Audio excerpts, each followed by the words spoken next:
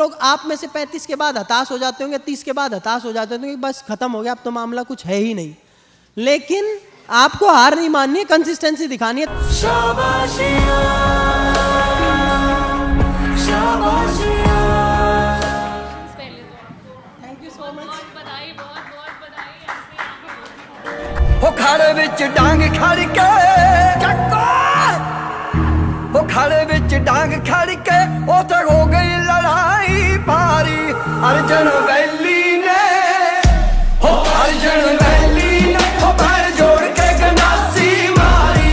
अर्जन valley ने हो पैर जोड़ के गंडासी मारी। नमस्कार सभी साथियों को। भाई सबसे पहले तो बहुत बहुत धन्यवाद आप सभी का यहाँ आने के लिए। पहली चीज मैं यही बोलना चाहूंगा कि कोई भी चीज जो है मतलब स्क्रिप्टेड नहीं है, कुछ भी चीज मैंने लिखी नहीं है, तो कोई भी अगर गलती हो छोटी मोटी तो मुझे माफ कर देना, ठीक है।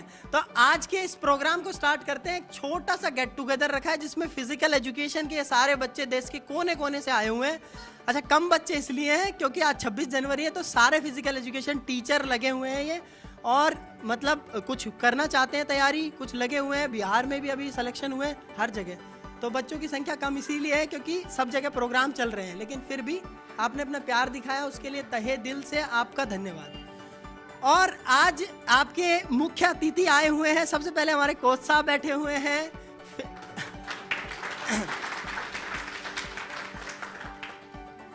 सर के बारे में तो भाई क्या ही कहूँ, जो मैं यहाँ हूँ, ये माइक पकड़ रखा है, इतनी जो औकात है मेरी माइक की, ये सब सर की बदौलत। हम तो कुछ नहीं है भाई। मैं जब आया था, मैं 35 किलो का आया था सर के पास में, 35 kg, बहुत छोटा सा था, 35 किलो का सर को याद है। और मतलब जो किया, जो इन्होंने कहा हम करते गए, जो ऐसे करो, ऐसे करो, ऐसे करना है, वैसे करना है, पूरा चरणों में रहे हम हमेशा। और किसी भी तरीके से इन्होंने, कोई भी चीज ऐसी थी कि बच्चे यूं कहते थे ये तो गलत है, गलत भी सही है, कोई दिक्कत नहीं, कोच साहब ने कह दी तो कह दी। तो सब चीज जो है इनका आशीर्वाद है। और ये हॉल जो खुल रहा है, इससे बड़ा भी हॉल खुलेगा आने वाले टाइम में, इससे भी बड़ा हॉल खुलेगा। और आशीर्वाद रहा तो सर का जो कि हमेशा रहता है। सभी को नमस्कार। आज इकट्ठा हुए हैं यहाँ पर। मोनू जी ने जूडो की अकेडमी खोली है और गुड़गांव में 10-12 अकेडमी है जूडो की। सभी मिलजुल के रहते हैं और एक दूसरे से किसी के द्वेष नहीं है, सभी मिलजुल के रहते हैं। तो ये अकेडमी भी बहुत जल्दी प्रोग्रेस करेगी, क्योंकि यहाँ पर जो 2-3 साथी हैं इनके, वो भी मेहनत करने वाले हैं, ये भी खुद मेहनत करने वाले हैं। और पहले का टाइम था जब ऐसे कहते थे, खेलोगे कूदोगे बनोगे खराब, पढ़ोगे लिखोगे बनोगे नवाब। अभी ऐसा नहीं है। गेम में भी लोग बहुत आगे आगे तक पहुंचे हुए हैं। गेम में भी एशियन चैंपियनशिप हमारे यहाँ के बच्चे खेले हुए हैं, गुड़गांव के वर्ल्ड चैंपियनशिप खेले हुए हैं, ओलंपिक में खेले हुए हैं, Asian championship, south Asian championship, मतलब कोई वर्ल्ड का कोई ऐसा टूर्नामेंट नहीं होगा जो हमारे गुड़गांव से कोई ना कोई बच्चा नहीं गया होगा। ये सभी बातें मेहनत के ऊपर हैं। बस मैं यही इतना ही कहना चाहूँगा कि एकेडमी खुली है, बहुत अच्छी बात है। और इस एरिया से भी काफ़ी अच्छे बच्चे निकलने की उम्मीद रहेगी आगे आगे, और हम मोनू जी के बिल्कुल साथ हैं एकदम। मैं जगदीश प्रसाद जी से निवेदन करता हूं कि वो फूल माला से एक बार हमारे सर का स्वागत करेंगे।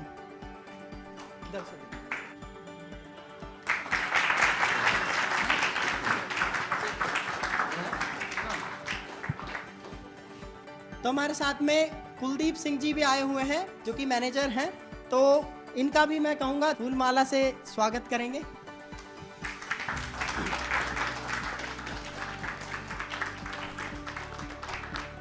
हमारे कोच साहब का स्वागत करेंगे रामकिशन मामा जी।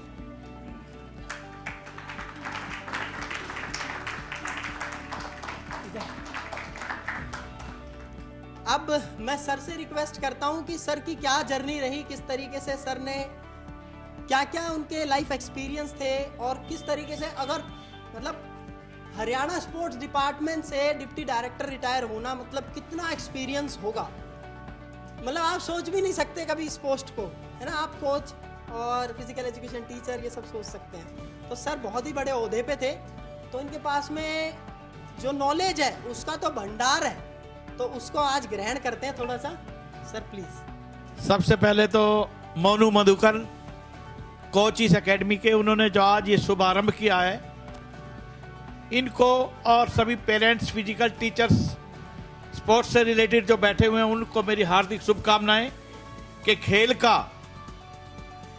का एक ऐसा कोचिंग सेंटर शुरू होने जा रहा है जो कि जिनका संरक्षण महेंद्र सिंह जूडो कोच के पास है, यानी कि ये पूरा डिस्ट्रिक्ट का देख रहे हैं। तो इनको शुभकामनाएं, और महेंद्र जी हमारे कुलीग हैं, इनसे भी रिक्वेस्ट के खिलाड़ियों के ऊपर अपना आशीर्वाद बनाए रखें। एक बार जोर से हम जय हिंद का नारा बोलेंगे। जय हिंद, जय हिंद, जय हिंद। धन्यवाद। खेल के विषय में मैं इतना ही कहूंगा कि एक खिलाड़ी, आपने देखा होगा कि आप स्कूलों में पढ़ते आए हैं तो स्कूलों के दो ही विषय होते थे, एक फिजिकल यानी स्पोर्ट्स और एक एजुकेशन, दो ही होते थे ना, और अब भी दो ही है ना।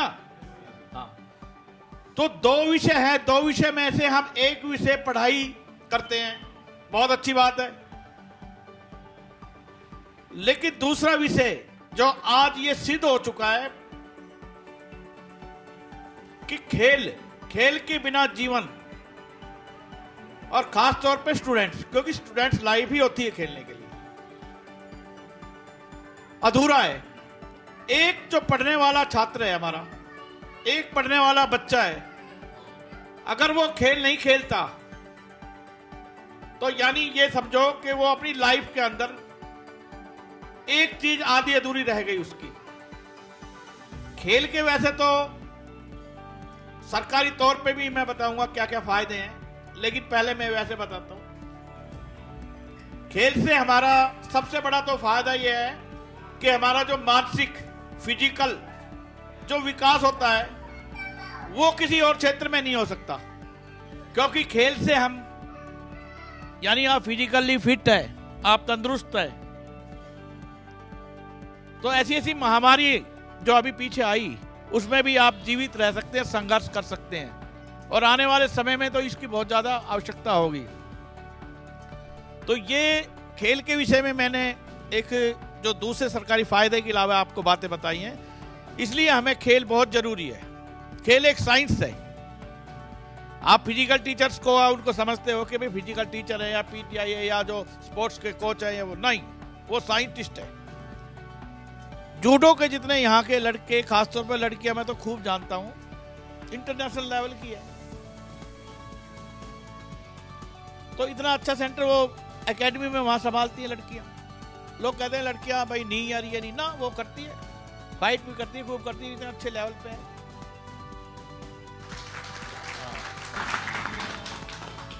और जूडो खेल को आगे बढ़ाने के लिए जो इनका ये आज कदम है, बहुत सराहनीय कदम है।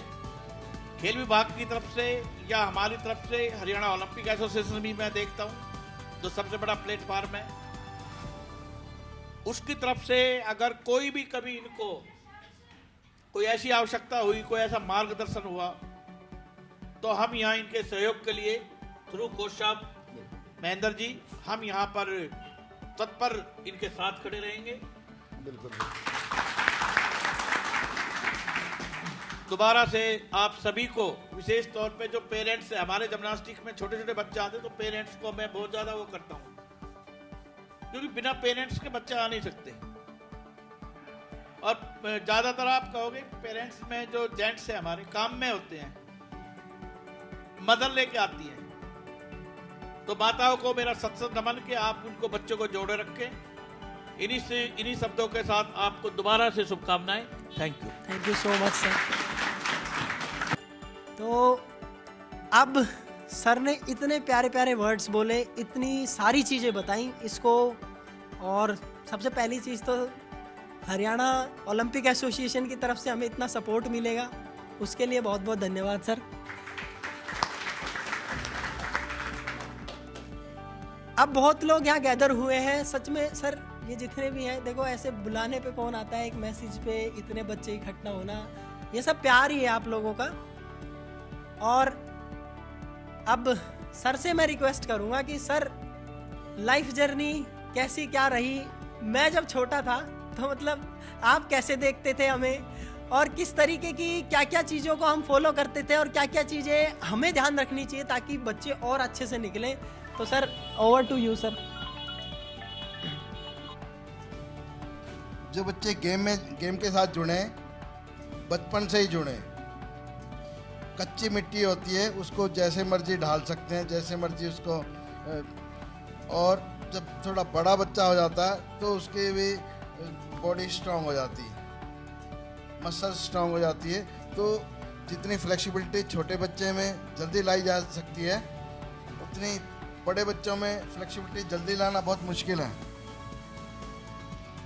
ऐसे ही डाइट के ऊपर भी बहुत ज़्यादा ध्यान देना चाहिए। अगर हम मेहनत ज़्यादा करते रहेंगे, खान पान अच्छा नहीं होगा तो भी आगे निकलने के चांस कम हो जाते हैं। जैसे शाम को प्रैक्टिस की है और ज़्यादा प्रैक्टिस कर ली, अच्छे घर में अच्छी तरह खाना पाना नहीं मिला, डाइट अच्छी नहीं ले रहा, और सुबह फिर प्रैक्टिस के लिए चले गए। हमारे अंदर रेगुलरिटी है, जाएंगे तो ज़रूर, पर शरीर उतना काम नहीं कर पाएगा जितना हम करना चाहते हैं। रिकवरी साथ साथ होनी चाहिए। शाम को ज़्यादा प्रैक्टिस कर लिए, डाइट अच्छी होनी चाहिए, और डाइट में भी महंगी चीज़ें लेने की आवश्यकता नहीं है। सीजनल चीज़ें हैं, सीजनल सब्जियां हैं, फ्रूट हैं, जो नॉर्मल मिलते हैं वही बहुत होती है। हमें यूँ नहीं भाई वो बादाम खा रहा है, काजू खा रहा है, मैं भी वही खाऊंगा, ऐसा नहीं है कुछ भी।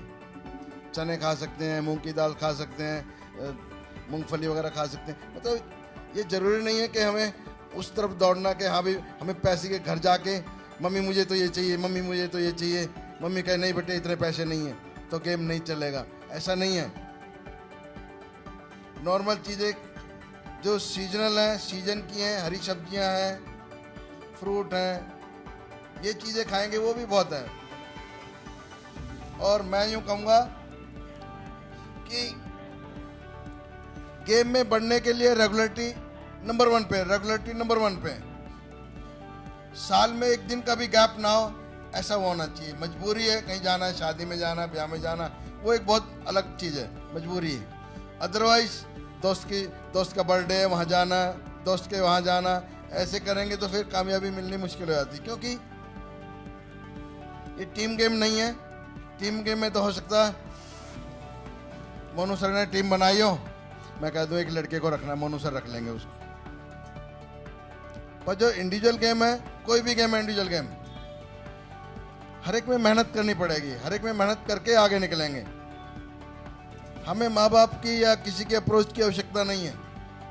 100 बच्चे दौड़ रहे हैं, 100 बच्चों में से 50 निकले हैं, 50 में से हमें 3 छांटने हैं। 3 में से ऐसा तो नहीं हो सकता 40वें नंबर पे आया कह देंगे ये फर्स्ट आया, नहीं हो सकता। फर्स्ट वाला ही आएगा, जो मेहनत करता है वो आगे निकलता जाएगा। और मैं पढ़ाई में बहुत अच्छा नहीं था, घर वाले भी कहते हैं गेम में लगा रहता है, क्या मिलेगा तुझे गेम में। और हमारे घर में 3 भाई बैंक में हैं, एक एरिया बैंक मैनेजर है, मेरे से छोटे वाला बैंक मैनेजर है, गुड़गांव में ही है यूनियन बैंक में, और एक पंजाब नेशनल बैंक में, और एक ट्रेड फेयर में, मतलब 5 हम। और 5 में गजटेड अफसर मैं ही था। 5 भाइयों में सारे बैंक में भी रहे हैं, पर उनमें जो अटेस्टेशन की पावर थी वो मेरे पास ही थी। तो गेम वाला आगे निकला या नहीं निकला। और गेम में सबसे पहली बात तो शरीर स्वस्थ रहता है, सबसे पहली बात है। गेम बाद की बातें सब, सबसे पहले शरीर स्वस्थ रहता है। शरीर स्वस्थ रहेगा तो ऊपर तो चले गए वो। जब वो वापस आ रहे थे, जब वो वापस आ रही थी लड़की, तो उनमें से कुछ रशियन लोग ऐसे थे जो आधे रास्ते चढ़े और वहां से वो वापस आ रहे थे। और इंडिया का जो ट्रिप जा रहा था वहां पर, उस टाइम वो लोग वापस आ रहे थे। उन्होंने उससे मांगा कि भाई ऑक्सीजन खत्म हो गई है। उस लड़की ने मांगा कि ऑक्सीजन खत्म हो गई है, कोई सिलेंडर दे दे अपना। उनके पास, किसी के पास नहीं था सिलेंडर, एक्स्ट्रा नहीं थी कि वो सिर्फ ऊपर से नीचे ही आ सकते थे भाई, इतना ही था। इसका मतलब है इंडिया के जो लोग गए थे उनमें से जो बचे हुए थे, उनकी नज़रों में कि भाई उसकी डेथ हो जाएगी, ऐसा ही था ना, उसकी नज़रों में उसकी डेथ हो जाएगी। पर किस्मत की वजह से वो जो रशियन के ऊपर जा रहे थे, उन्होंने कहा भाई अब हमें और ऊपर नहीं जाना, वापस चलते हैं। तो उन्होंने उनसे पूछा होगा कि भाई सिलेंडर है आपके पास, तो वो सिलेंडर उन्होंने दे दिया और वो ऊपर सफ़र करके और नीचे आई बिल्कुल। तो मेहनत के आगे हर चीज़ झुकेगी, हर चीज़ झुकेगी। तो ऐसा बनना है जैसे हमारे मोनू है, इतनी मेहनती आदमी है, बहुत मेहनत करता है, किसी चीज़ में पीछे रहता ही नहीं, किसी भी चीज़ में नहीं रहता। बस मैं इतना ही कहना चाहूँगा। Thank you so much for your lovely and motivational word sir. इतने प्यारे शब्द, मतलब सर की ये कहानी मैं हर बार सुनता हूँ और हर बार मतलब इसीलिए मुझे याद है एडमंड हिलेरी और तेनजिंग नोर्गे, जो कि पहली बार माउंट एवरेस्ट पे चढ़े थे, तो उन्होंने भी मना कर दिया था उस लड़की को। आई थिंक उसका लड़की का नाम संतोष देवी समथिंग है, मैं भूल गया। लेकिन उन्होंने फिर इंडिया की सारी चोटी फतेह करी, जितनी भी इंडिया की नहीं पूरे वर्ल्ड की, चाहे कोई भी हो, माउंट किलिमंजारो हो, चाहे माउंट एवरेस्ट हो, सब उन्होंने फतेह करी। वो सब किससे भाई, टांग कट गई फिर भी, लेकिन यहाँ जुनून होना चाहिए, तो करने का जुनून होना चाहिए। जो लोग कहते हैं ना, बच्चे कहते हैं कि सर हमारे पास टाइम नहीं है, पढ़ने का टाइम नहीं है, 4 बजे उठ जाओ तुम, उसके बाद देखो तुम दुनिया से मतलब 4-5 घंटे आगे हो गए हो ऑटोमेटिकली। और डेली डेली ऐसा होगा तो 365 दिन में देखना रिजल्ट एक ही साल में दिख जाएगा।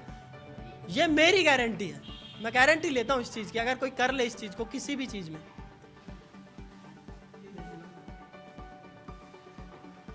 संतोष जी, एक और मुख्य अतिथि हमारे, आप स्वागत करेंगे। धन्यवाद जी। बच्चों को मोटिवेशन के साथ साथ खेलों से जुड़े हैं, तो आप 2 शब्द अपनी तरफ से कहें। जुड़ोगे? ये तो कोच साहब बता सके, मैं क्या बताऊं? नहीं मेरे तो काम करवा सको, काम करने वाला हूँ मैं तो। इतनी बड़ी बात बोलती हो, बहुत है सर। मैं आप सभी को, कोच साहब का, आप मुकेश जी का, इन सब का आप सबका बहुत बहुत धन्यवाद। और जो भी भाई जूडो में, कराटे में जो भी आगे चल रहे हैं, मेरे लायक कोई भी मदद हो, किसी ने कोई हेल्प की ज़रूरत हो तो मेरे तो बता दियो भाई, मैं भैया के साथ खड़ा हूँ। ज़्यादा से कोच साहब भी बता पाऊंगे जूडो जाड़ो का, मैंने तो खेल भी ना रखा। वॉलीबॉल खेल रखी है, उसका कुछ पूछो तो बता भी दूंगा थोड़ा बहुत। ठीक है साहब, बहुत बहुत धन्यवाद। तो जूडो को समझाते हैं पहले, क्या होता है जूडो। तू मोड़ दे उसका बंदा रे,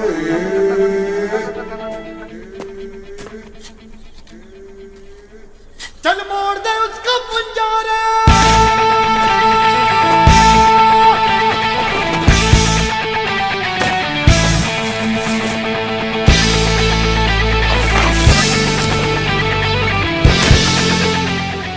सबसे पहले रे, जूडो की शुरुआत जो होती है वो रे से ही होती है। ये जैसे अपन नमस्कार करते हैं, जूडो में क्या होता है, हम ये जापानीज गेम है, तो जापान में सभी आपने देखा होगा, कार्टून टीवी में देखा होगा ना, तो इसी तरीके से रे करते हैं।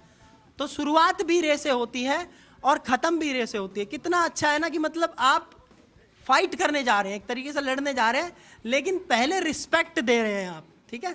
तो जूडो का मतलब ही होता है जेंटल वे, सज्जनता का रास्ता। तो आइए शुरू करते हैं। सबसे पहले जूडो में अलग अलग प्रकार से ग्रिप्स भी होती हैं, कैसे भी आप पकड़ सकते हो, जैसे कि ये सामने से पकड़ सकता है, पीछे से भी पकड़ सकता है, कहीं से भी, जूडो कहीं से भी पकड़ सकते हैं। बस एक चीज़ ध्यान रखें कि बेल्ट से नीचे आप पकड़ नहीं सकते, ना टच कर सकते हैं। बेल्ट से नीचे पैर नहीं पकड़ सकते जूडो में। जूडो में कोई भी किकिंग पंचिंग अलाउड नहीं होती है, कोई किकिंग पंचिंग अलाउड नहीं होती है जूडो में। तो किसी को लगता है कि जूडो में पंच मार सकते हैं, और जूडो और कराटे दोनों जमीन आसमान का फर्क है। जूडो अलग है, कराटे अलग है। जैसे इंडिया और पाकिस्तान अलग अलग है ना, ऐसे जूडो और कराटे अलग अलग है। लेकिन सभी बोलते हैं तुरंत जूडो कराटे सीखने जा रहा हूं मैं, तो है ना। तो जूडो कराटे अलग है। आप चलो, तो अभी शुरुआत करते हैं। जूडो में आप जीत कैसे सकते हैं? तो जूडो में आप जीत सकते हैं, सबसे पहले तो आपने अगर पटक दिया जोर से तो जीत सकते हैं। कोई भी एक थ्रो,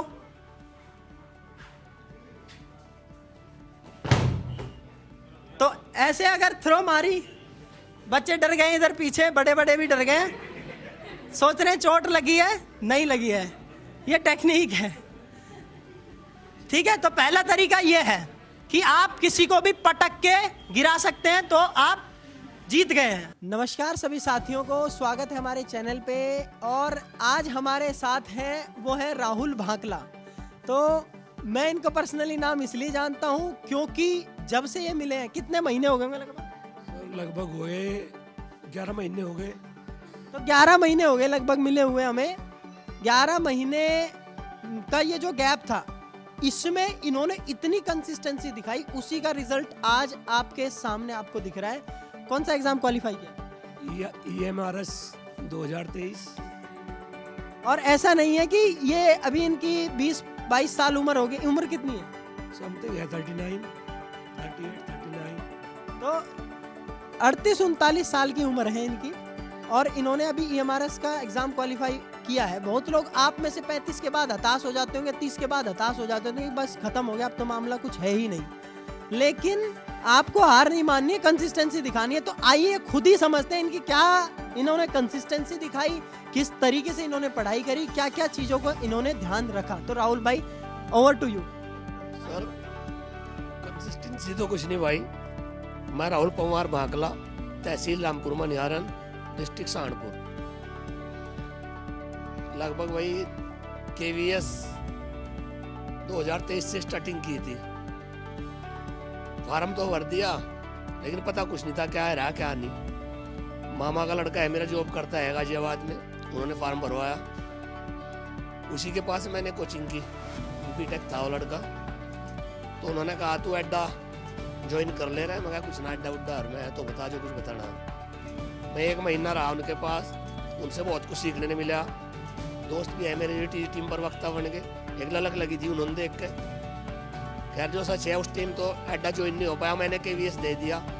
KVS में मेरे 92 नंबर है कि विदाउट सिलेबस प्लेबस के कुछ भी, क्योंकि स्पोर्ट्स में रुचि बचपन से है। 2007 का BP हूँ मैं, 7-8 से। तो KVS का जब रिजल्ट आया तो दिक्कत कहीं आसपास है, जो अनुमान लगा रहे थे। तो फिर लगा मैं सर को ज्वाइन कर लेते थे, इनकी क्लास देख के, तो मैं शायद हो जाता हमारा भी, क्योंकि जॉब जाब मिलने बहुत मुश्किल हो रही है जी। इसमें मेरे शायद 94 या 90 कुछ ऐसे ही थे, लेकिन कुछ भी मेरा सिलेबस क्लियर नहीं था। 93 या 94 हो गए।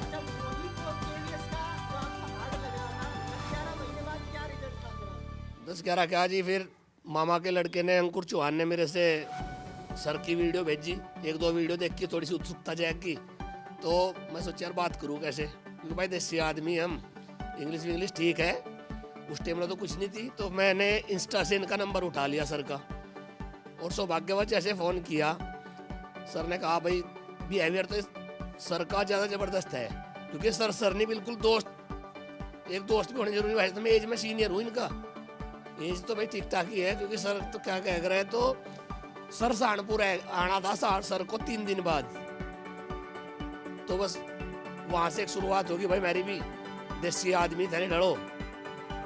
तो सर मिले वहाँ पर, सर इसमें और टाइप के लगा, वहाँ और टाइप के लगे। यहाँ जिम वाम कर देख के ना, इंस्टा पे देख के जिम जाम मंगा भाई कर रहा है, हमें भी जिम बहुत करी। तो सर वहाँ से सर ने फिर ज्वाइन करा दिया। और भाई ज्वाइन करेगा देखो बात सुनो, ये तो मैं अपनी लैंग्वेज बोलना नहीं चाहता। सच तो यूँ है, ये जब पेपर दिया था हिंदी तो समझ में आती नहीं थी, कल की सभी जानते होंगे। जब कोई चीज़ 20 बार 30 बार करी ना, तो मेरे साथियों का, मेरी माँ का मतलब आशीर्वाद, माँ सरस्वती का और गुरुजी।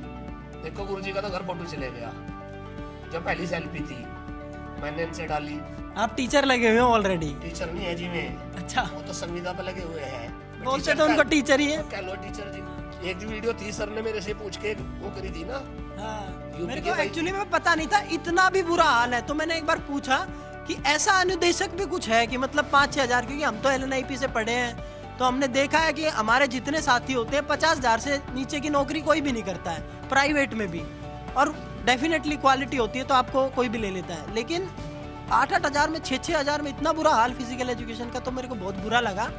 और फिर मैंने पूछी सारी डिटेल क्या है, फिर मैंने वीडियो भी बनाई थी इस बारे में। जी बनाई थी सर आपने, बिहार की भी थी उसमें, यूपी की भी थी, तो भाई ठीक था। कॉन्फिडेंस तो देखो आ जाता है, जो वही बात है ना सर, वो स्टोमैक वाला फार्मूला है इनका MSMS, तो मेरे पति नहीं आवा है हेल्थ वाले SMSP और MSMS, Monu sir Moni sir.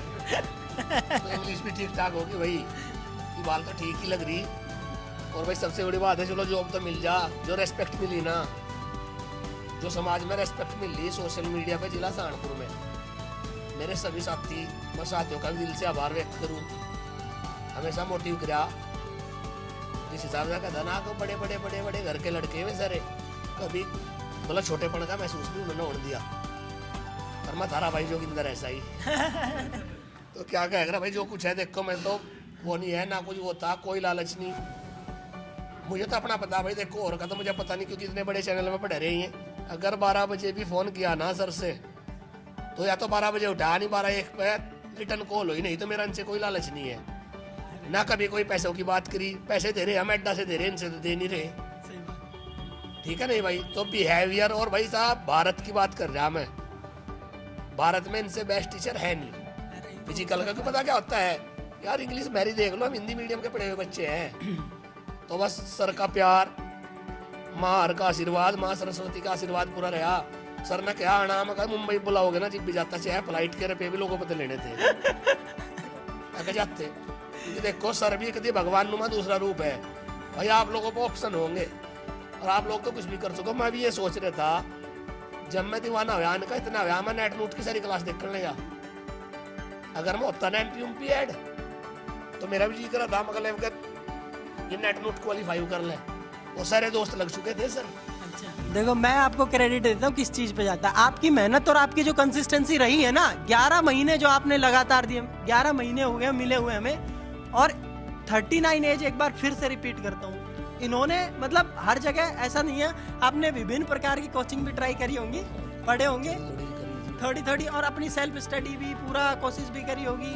भाई जिस दिन से सर की क्लास ज्वाइन करी थी, 2-3 बुक रखी घर सब पे होंगी, हाँ, सब पे बुक तो होती है। उठाई नहीं बुक, केवल इनके नोट्स थे, और नोट्स भी वे रटे नहीं। अब ये रटना लगा लो, आप मैंने भी नहीं करता, हाँ जी। समझ भी रखे, रट भी रखे, सारी की सारी चीज लगभग क्लियर सी हुई।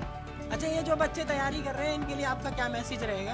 ये मैसेज क्या है, तो मेरे से तो बेस्ट ही होंगे सर। ये तो है भाई। नहीं, बेस्ट एक्चुअली में क्या होता है, देखो टीचर्स बहुत अच्छे होते हैं, सारे हिंदुस्तान में जितने भी टीचर हैं सब अच्छे हैं, हर कोई अच्छा रहता है, बस बात इतनी सी होती है आपको किसका समझ में आ रहा है, किसकी बात आप तक पहुंच रही है।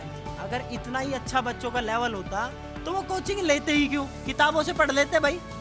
तो इसलिए उनका लेवल लो रहता है, लेवल पे जाके समझा। लेवल का तो ऐसा है भाई, अगर आपके टाइम में श्री मोनू मधुकर जी अवेलेबल है ना, मेरे टाइम में कुछ नहीं था। ईश्वर कसम कह रहा, कॉन्फिडेंस कह रहा, अगर ऐसा व्यक्ति होता ना, तो ये तो नहीं लगा कि प्रोफेसर बनते डिग्री कॉलेज में फिजिकल में। ऐसी कोई बड़ी बात नहीं है, अगर जो इन पे है ना, वो किसी पे नहीं है। चाहे ट्राई कर लियो यूट्यूब पे, सारे यूट्यूब पे ट्राई कर लो, समझ में नहीं आने कि उत्तर प्रदेश वाले यूट्यूब चैनल। और देखो हरियाणा गेम में बेस्ट है, मैं बुराई नहीं कर रहा अपने यूपी की, हमें तो गर्व है बिल्कुल पूरा, अपने गाँव पर गर्व है, जहाँ जन्म लिया हमने, भाकला। और क्या कह कर ऐसी बात नहीं, लेकिन जो है हरियाणा में, वैसे ओलंपिक की सारे की सारी चीज यहाँ से है, तो टीचर भी हरियाणा में नंबर 1 ही पूरे भारत में। फिजिकल का तो पक्का भाई, क्योंकि जो मेरे जैसे देसी आदमी तो अंग्रेजी पढ़वा सके ना, वो कुछ भी कर सके। और आप तो भाई यूथ हो, अब लेटेस्ट आप पढ़ के, हम तो पुराने टाइम के हैं सर, इंग्लिश में, हिंदी मीडियम भाई के। मैं उन लोगों को भी एक स्पेशल बात बोलना चाहता हूँ जो बैच नया नया ज्वाइन करते हैं और मतलब 2-3 दिन में उधम मचाने, सर जी हमारे इंग्लिश समझ में नहीं आ रही सर, सर से ऊपर से जा रही इंग्लिश में बोल रहे हो सर आप। अब मैं उनको एक बात बोलता हूँ, भाई 10 दिन दे दो मेरे को समय और मेरी इंग्लिश वाली सुनो, तुम्हें इंग्लिश ना आ जाए तो मुझे कह देना। अब भाई हम खुद हिंदी मीडियम। एक चीज मुझे चाहे कुछ भी करे आप, शादी करी, दिन में वर्क करी, चाहे कुछ भी करी, लेकिन भाई डेली की क्लास अगर लाइव मिस होगी ना तो वह मुझे अटेंड जरूर करी, चाहे मुझे 12 देख करी रहते ने, बस ये एक कभी भी मुझे झक नहीं मेरी। बिल्कुल 39 की एज में कौन सोचता है कि अब मुझे तैयारी करनी चाहिए। मतलब सबसे बेस्ट पार्ट मेरे को यही लगता है कि 30 की उम्र में आते आते बच्चे कहते हैं हो गया अब तो सर जी अब नहीं होगी सरकारी नौकरी।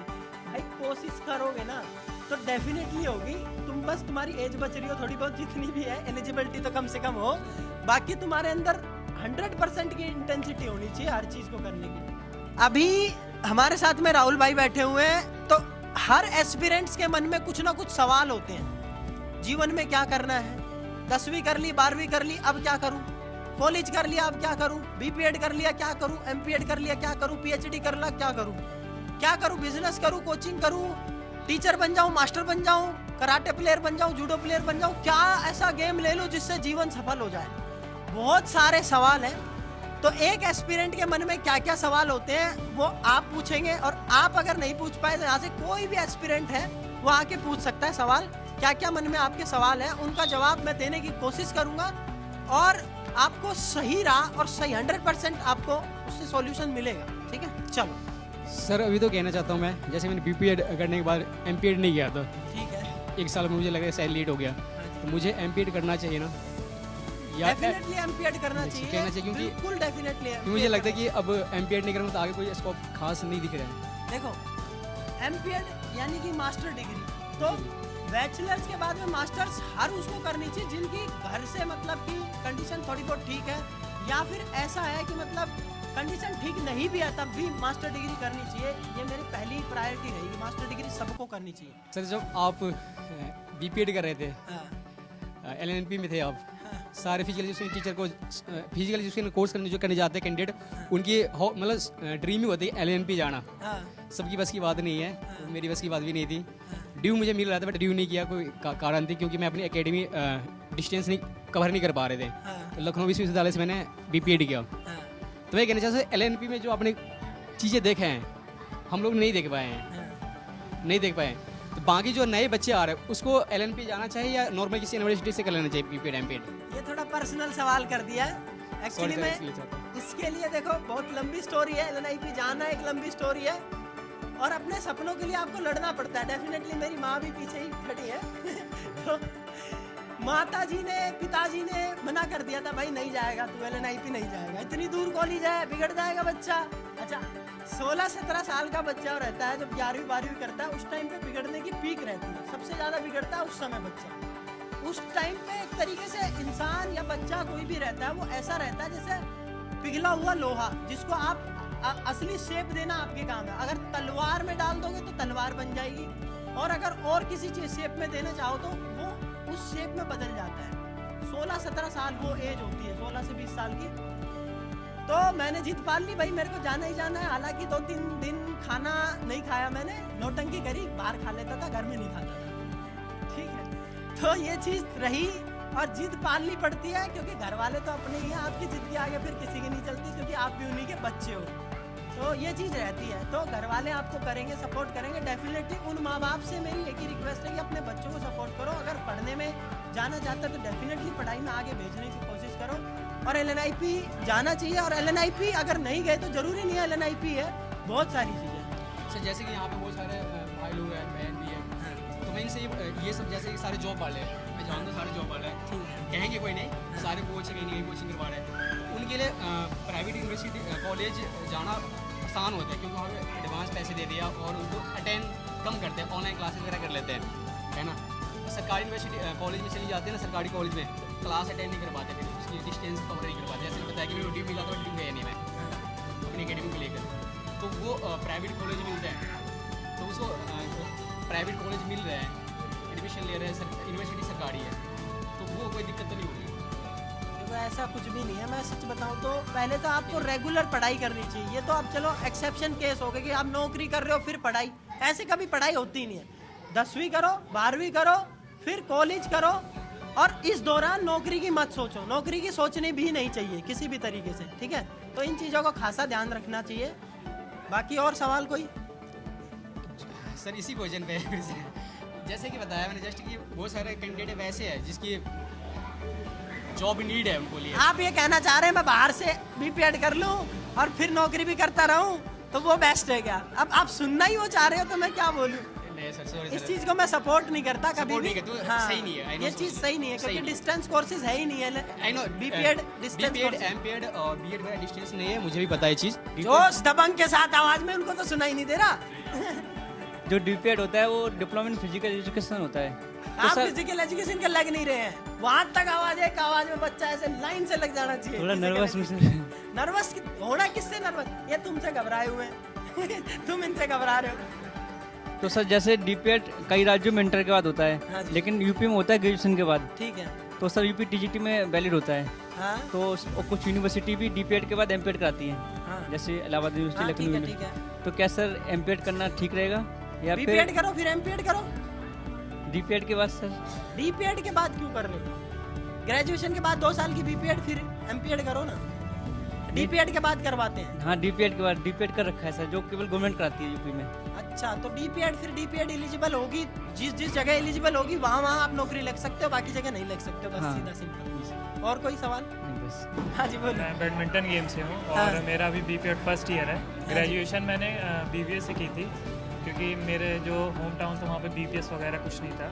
तो मैंने उस समय कोरोना टाइम भी था तो बीपीएड मैंने फर्स्ट ईयर वहीं से बीबीए की और मेरा बीपीएड फर्स्ट ईयर चल रहा है अभी। तो मेरा एक ही एम है असिस्टेंट प्रोफेसर बनने का। तो उसका जो रोड मैप है क्योंकि काफ़ी लंबा अभी आपने process है, क्या तो किया है? मेरा बीबीए कंप्लीट हुआ है। इस BBA साल complete हुआ। मैंने बीपीएड में एडमिशन ले लिया बीपीएड फर्स्ट ले लिया, ईयर। ठीक है। अभी फर्स्ट ईयर में हो। जी सर। अभी आपको असिस्टेंट प्रोफेसर बनना है। अच्छा एक चीज़ सुन लो, जो असिस्टेंट प्रोफेसर बनना चाहते हैं उनके लिए एक गाइडलाइन देना चाहता हूँ, ये वाली सीधी। इन्होंने बीपीएड कर लिया, एमपीएड करना चाहते हैं, मतलब एमपीएड तो करनी ही पड़ेगी, तो पहले बीपीएड करी है इन्होंने। यानी कि आपका असिस्टेंट प्रोफेसर बनने का जो सपना होता है ना, उसको पूरा करने के लिए क्या करना होगा? पहले बीपीएड फिर एमपीएड, मास्टर डिग्री होनी चाहिए। मास्टर डिग्री और नेट होना चाहिए, 2 चीज़ें होनी चाहिए। अब मास्टर डिग्री तो चाहिए ही चाहिए, मास्टर डिग्री करो। मास्टर डिग्री के दौरान 4 अटेम्प्ट मिलते हैं आपको यूजीसी नेट क्वालिफाई करने के, previous, second same, third same और फाइनल। तो इन 4 अटेम्प्ट में पूरा दम लगा दो। पहले अटेम्प्ट में नहीं हुआ कोई बात नहीं, सेकंड में नेट होगा, तीसरे में जेआरएफ करो और पीएचडी करो। ये है रास्ता। डिग्री के साथ साथ नहीं हो जाता मतलब हाँ मास्टर डिग्री के साथ साथ में हो जाता है। क्लियर हो जाएगा। एनटीए नेट जो होता है, अगर किसी का वहम हो तो मास्टर डिग्री के साथ साथ में हो जाता है। मैंने मास्टर डिग्री में पहले अटेम्प्ट में क्वालिफाई किया था यूजीसी नेट, तो वो बता रहा हूँ। ओके और उसके बाद फिर जो पीएचडी करा था जैसे नेट आपने अगर नेट JRF कब तक एलिजिबल रहता है मतलब कितने नेट तो पूरी लाइफ टाइम एलिजिबल एक बार है। आपने qualify हाँ किया, बस पूरा एक ही life बार time। किया मैंने, फिर नहीं दिया। जेआरएफ नहीं है मेरा। तो फिर सर नेट क्लियर करने के बाद पीएचडी करना जरूरी है? बिल्कुल जरूरी नहीं है। जरूरी नहीं है, क्या बुलवा रहे हो? पर्वत को तोड़ दे, दरिया को मोड़ दे, सूरज निचोड़ दे।